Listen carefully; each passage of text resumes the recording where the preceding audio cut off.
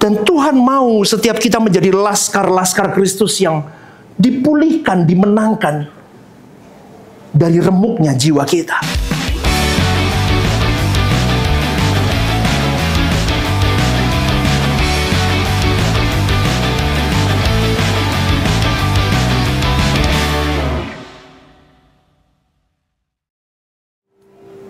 Maka perhatikan urutan berbahaya ini, dengerin ya. Ketika kita membiarkan luka mengendap lama di dalam hati kita, maka luka itu akan menjadi luka yang menua, membusuk.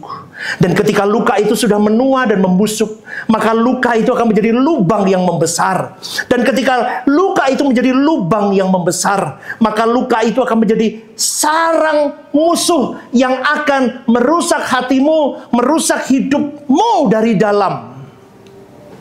Dan Tuhan banyak berbicara tentang luka yang harus mengalami restorasi, pemulihan, kesembuhan. Kalau enggak, kita akan jadi laskar Kristus yang habis diserang musuh dari dalam, dari diri kita. Makanya jadi Kristen yang keok, on fire-nya di gereja. Amin, amin.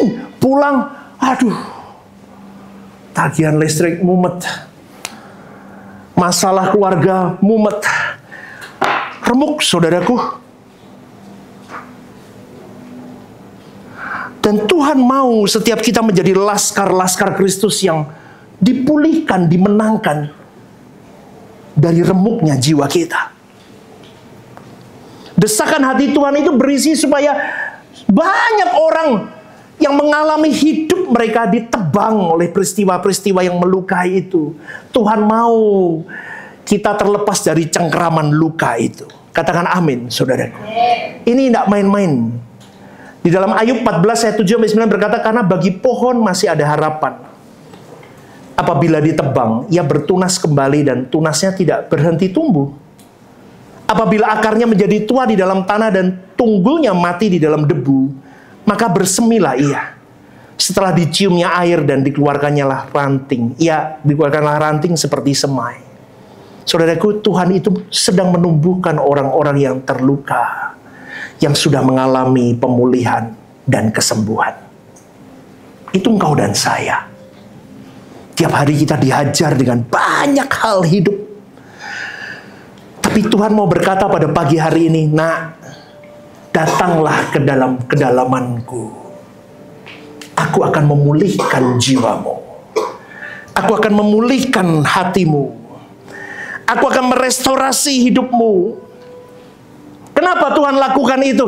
Karena Tuhan sedang membangkitkan pasukan Tuhan yang, yaitu mereka-mereka yang mengalami pemulihan, kesembuhan, untuk mengalami pemulihan yang utuh, sehingga dia bisa melayani banyak orang di luar sana dan menyembuhkan mereka melalui hidup mereka.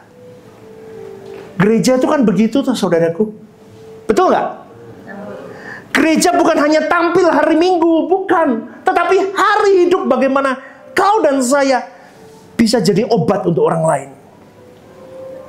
Bisa menjadi berkat untuk orang lain. Mereka yang terluka, kita tahu rasanya mereka terluka. Saya ngalamin. Saya bisa membantumu karena aku pernah melalui badai itu. Maka melalui hidup kita, setiap kita, orang yang berkata orang Kristen, orang percaya, kita harus unity, kita harus berkata apa? Hidupku bukan hanya untuk aku, tapi hidupku harus untuk berbagi. Hidupmu punya masalah, punya apa? Kau punya aku. Gereja ini harus begitu, saudaraku. Gereja ini harus begitu. Ibadah Suara Kebenaran setiap hari Rabu jam 6:30 malam di Gereja Sentral di Mall Lantai UG. Ibadah Raya setiap hari Minggu jam 10 pagi di Gedung Gereja Sentralan Mall Lantai UG, disertai ibadah anak dan teens. Home Usia Indah setiap Jumat Minggu kedua jam 5:30 sore di Gedung Gereja.